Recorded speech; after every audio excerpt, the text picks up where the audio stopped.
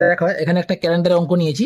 1995 সালের 8ই মার্চ বুধবার ছিল, তাহলে 1995 সালের 6ই জুন কি বার হচ্ছে? এখানে মার্চ থেকে জুন পর্যন্ত, তাহলে মার্চ থেকে জুন পর্যন্ত লিখে নাও। হচ্ছে কি 31 দিন হয় মার্চের, তাহলে এখানে 8ই মার্চ থেকে শুরু হয়েছে, তাহলে এই 8ই মার্চ থেকে যখন শুরু হয়েছে তাহলে এটা কি লিখবে 31 - 8, এখান থেকে শুরু করবে। এরপরে এপ্রিল কি, এপ্রিল তো 30 মাস, তাহলে 30 লিখবে। মেতেও 31 দিন হয়, আর জুনে 6 জুন পর্যন্ত বলেছে, তাহলে এখানে 6 লিখবে। তাহলে এটা কত হবে 23 হবে। তাহলে এই সবগুলোকে যোগ করে দাও, তাহলে 90 হয়েছে। এই যে সংখ্যাটা বেরোবে সেটাকে আমরা 7 দিয়ে ভাগ করবো, তাহলে এটাকে 7 দিয়ে ভাগ করে দাও। তাহলে 7 × 1 = 7, 20, 7 × 2 = 14, তাহলে হচ্ছে 6।